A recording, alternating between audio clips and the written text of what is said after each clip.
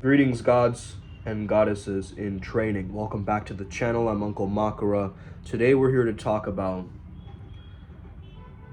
reorienting work-life balance, understanding the higher self, okay? So in our last channeling with Father Janus, we had encountered this question of, can work and play coexist at the same time for you? And this was a very important question for me because I started to understand that we often have this idea of work now, play later, or all work and no play makes Jack a dull boy, and all of these different sayings, that really will perpetuate to you that we're living towards some kind of a work-life balance. Whereas I'm looking at a work-life harmony. Okay, balance is like a seesaw effect. It's a compromise. It's a constant giving up of something for something else, and it's skewed. But what if you looked at it like a volume knob, right? You turn the volume on the thing down and you turn it up a little bit and you keep it in the background a little bit, almost like stacking layers of sound. If you're a sound engineer, you understand this, right? There's different layers. Instead of associating performance with love, okay? Instead of associating productivity with our highest, most pinnacle thing in modern culture, I've understood that shamanism on the go, or freestyle shamanism as we call it in Primal Sutra, is one of the best ways to be quote-unquote productive. Because with freestyle shamanism, it's effortless action taking.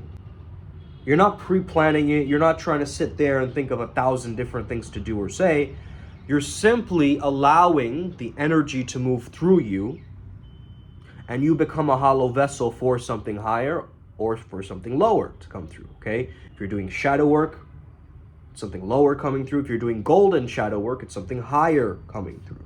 But this is leading you towards what Jung would say as individuation, self-actualization, or coming back to wholeness or integration. So I was listening to what Bashar had to say for 2024, and Bashar is obviously, he's an ET or extraterrestrial being who's channeled by a man named Daryl Anka, okay? He has this documentary called First Contact. I highly recommend you check that out. And if you're on Gaia.com, you probably have come across Bashar's ideas. But basically how he simplified it is, as we start to raise in vibration, it's a fluid transition into the spiritual realm. So we will start making more contact with these beings as we start evolving and ascending. Notice how topics like this in 2024 are more popularized now and people are talking about it more. Whereas way back in the day, it was absolutely unorthodox, not talked about, very secretive, very occult, very hidden underneath the rubble and the surface. These mystery teachings, these esoteric understandings have been lost. So Bashar was asked, is this a simulation? He said, it is not a simulation from the outside, because we are the simulators. We are the ones creating reality. He said, spirit is our natural state. We've never left it. It's just a part of your consciousness, and this waking reality is like a kind of a dream, because you're focusing your consciousness on the simulation or dream. The movie frames exist all at once. It's almost like going from channel to channel. You're on one channel right now based on your state, based on your consciousness and your perspective. If your perspective shifts, your life is going to shift. So he said the observer effect is actually the observer cause. Have you guys ever heard of the Mandela effect too? They're talking about that a little bit. How we don't know whether, did Mandela die in prison or did he go off and become the president of South Africa? I mean, what really happened there, right? The Mandela effect starts to, everybody has a different opinion, different perspective. It's like where the objective and subjective realities glitch in a sense, right? It's almost like slippages of a parallel reality failure, it seems like. These little, Mandela effect moments, or whatever you want to call them, slippages in time or something, right? So instead of this toxic work hustle culture of just working and pushing yourself and just remaining burnt out, remaining burnt out, because that's what you really think about it, right? Like, we were made to be workhorses based on what society wants for us. Society wants you to be a workhorse. It wants you to be a cog in the machine. It wants you to be a wheel, to churn out the most input so the economy can move forward, okay? Is it paying attention to your happiness? No, okay? And this is why mental health is actually a superpower. This is what we need in order to keep our minds in a very good place, okay? Because our minds, it can hide in the shadows, man. It could get lurky and murky and dark, okay? This is why we need positive momentum and, a culture to look forward to that adds positivity to our lives. By the way, guys, I went to the gym yesterday, okay? New year, tapped in, okay? And they have new gym instruments or machines, okay? They have different new machines, upgraded machines, kind of like Gold's Gym. And the weights feel different, dude. Like earlier I was doing like 75 or something. Now I'm doing like 30 or something like that. Like, that's the difference that these machines really are effective. So with a little weight, you can get a lot of engagement in the muscles and so forth, as I've noticed. So really powerful. Again, more blessings in this life, okay? More blessings coming my way. Let's stand up and talk. The reality of being productive enough, am I being productive enough, is unwinnable. You cannot win in that paradigm. I am living in the reality that I am the eternal winner. I believe everybody has access to a genius code, a flow state blueprint that is very, very unique to them and very, very unique to their spiritual path working. It's not just right in your face, okay? You're not gonna get it just fall into your lap. You have to use your will to go and get it, to make your will your weapon, in order to get what you want on the other side, okay? Otherwise, people will repurpose you to help you in their designs, okay? Now that's valid, but you also want you to be the main character of your life. Leave this, and if you've been on this channel, you know that too. You are the main character of your own movie script. This is TPM. This is the understanding, guys, okay? Bit of a different angle. Okay, better angle. I'm just trying some new things out, okay? So I want to stand for this. This kind of obsession over productivity is crushing our souls, guys. You gotta understand this. How is nobody else feeling this? Maybe we just don't talk about it enough. But this is really what needs to be talked about. Is we need to focus on making things easy for us. Not that we're not hard workers. Not that we don't have work ethic. But we give ourselves adequate rest and digest and keep ourselves in such a fluid state of mind that we are adaptable, that we can move, okay? We don't stay stuck and stagnant in one place, okay? When have you seen me on this channel remain the same?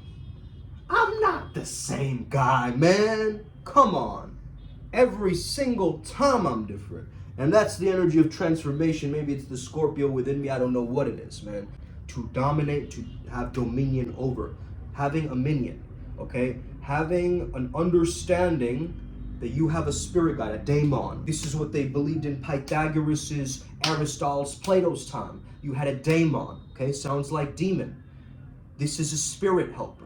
There's a reasoning to everything, guys, okay? And our understandings have been lost. A lot of this stuff, a lot of the Bible has been removed. A lot of other texts, even secret texts, have been completely vanished, okay? The Library of Alexandria, gone, okay? A lot of information washed off the planet. How can we get this information? From these entities, from these beings.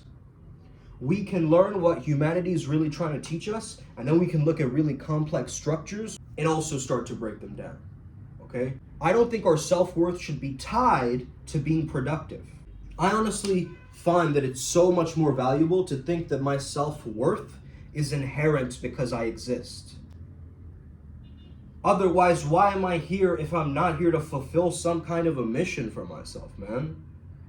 There's clearly some kind of mission I'm meant to do in this earth. Otherwise, but hey, my mom was having some complications when I was in her tummy during pregnancy. I could have died, okay? I don't know if I would be here, but I'm here for a very specific reason on this very specific channel, okay? I should be privileged enough to know that I have the right to share my mission, share my goals, share my message, and let it emanate. Let it emanate and hit everybody that it hits. And whoever comes into contact with this frequency. Your daemon is your destiny. It's your personal guardian, it's your higher self, it's your, whatever word you want to give it, okay? Doesn't really matter, it's your genius, okay?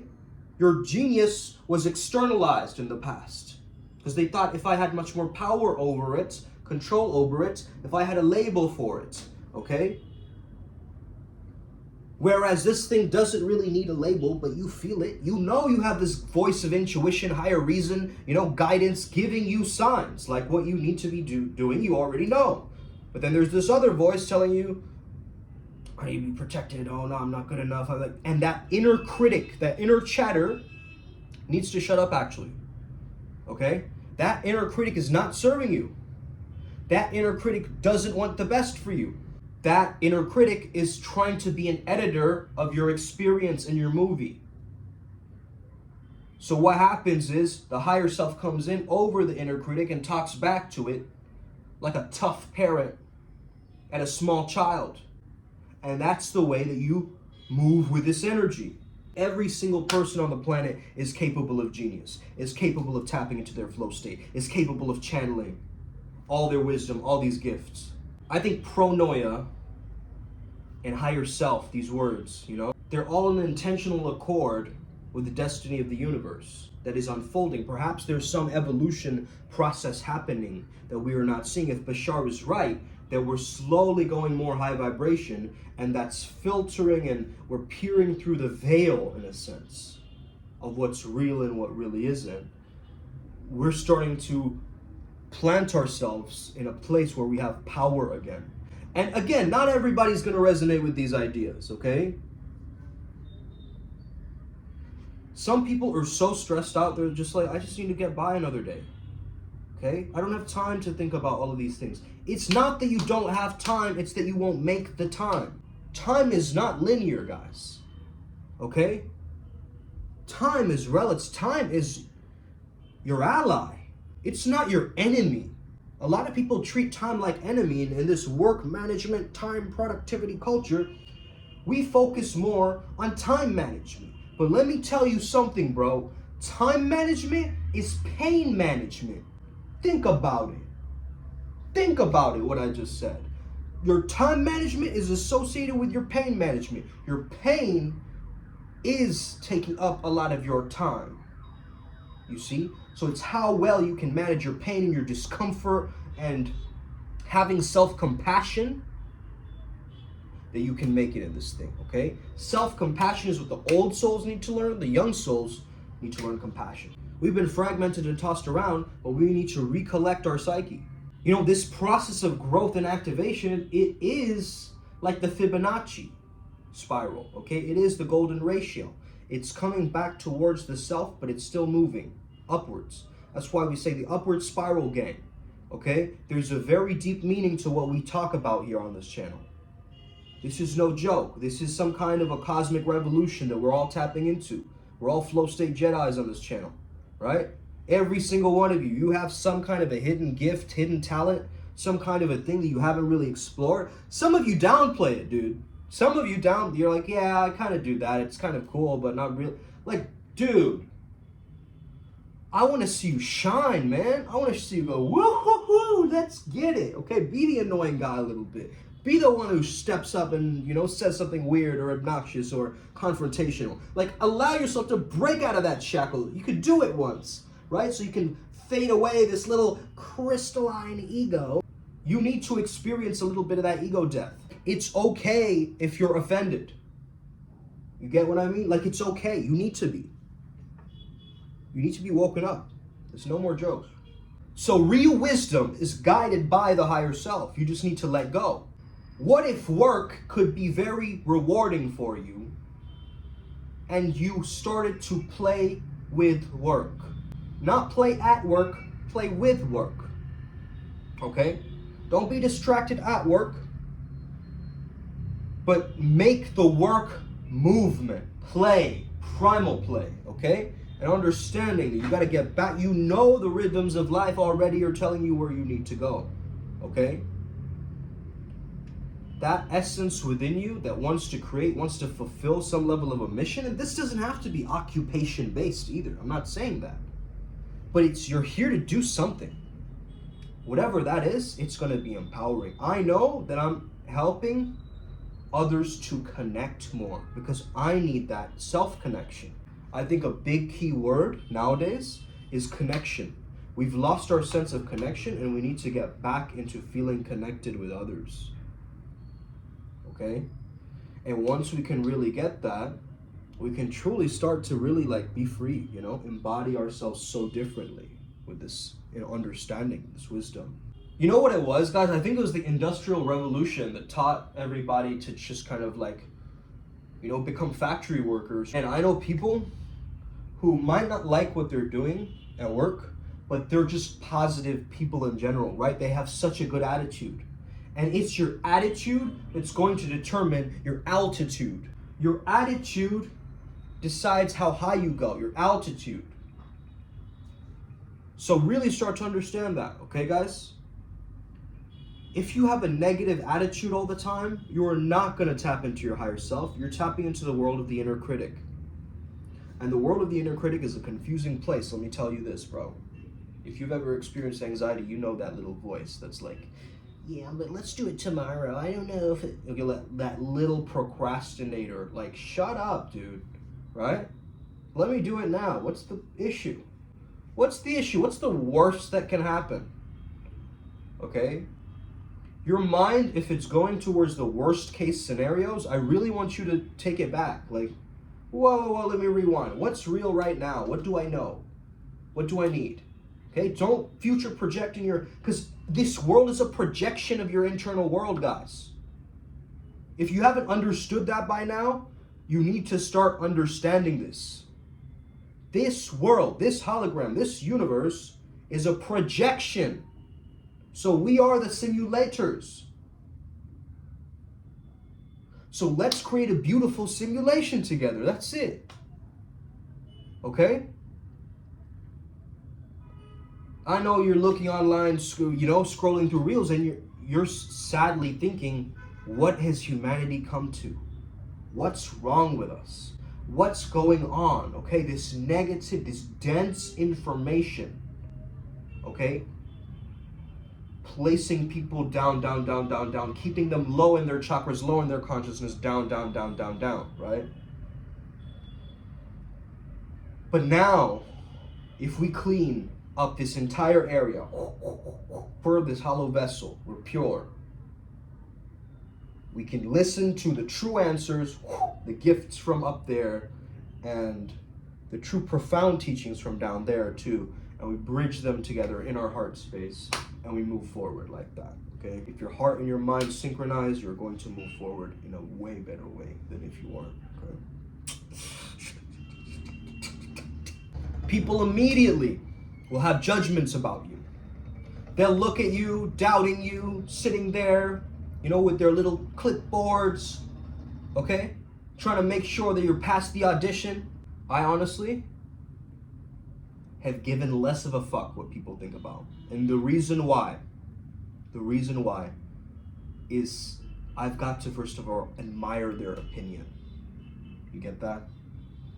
Do I admire the person enough to take their opinions on and actually think about it? If I admire them, there is a link. If I don't admire them, if I don't want to be like them in that particular area, get out of here, okay? You have to start to set your boundaries very strictly with this right now. Guys, It's really, really key and important, okay? Now, the type of intensity we put into our spiritual work at Primal Sutra is intense, right? It's, whoa, damn. Productivity over magnetism, okay? If you want to be a magnetic, charismatic individual with your tantric influence spewing out of the top of your belly. I don't even know what that means, but yeah, let's get it. So if you want to be the one who just shows up, gets the job done, have a lot of fun, you could be a Zoomer, a Boomer watching this, it doesn't matter. What matters is that you control your life. You control it. You watching. You control it. Nobody Nobody else, okay? It's only you. It's only you that controls this shit. So you are the captain of your own soul. I am the captain now. So get the fuck out of my soul, okay? That's how you have to treat yourself, bro. Sometimes I'm thinking these spirit guides are just like hitting me over the head like my ancestors going, knock it off, okay? And I am listening. Yeah, okay, they give the best lessons at the worst times, okay? I've noticed that this is so key and so powerful because ultimately, without their guidance, guys, woo-hoo-hoo, I would have been way off path a long time ago. But I know I'm on code, on path, on dharma, on my flow state. And every single day, we're getting better and better. Okay, every single day and every single way. We keep getting better and better and evolving, okay? May we be unrecognizable. Let's get it today. Upward Spiral Gang, may we never be the same again. Hit that like and subscribe button. If you want to win with me, you already know. Let's hit it. Telegram group, Facebook group. Let's go.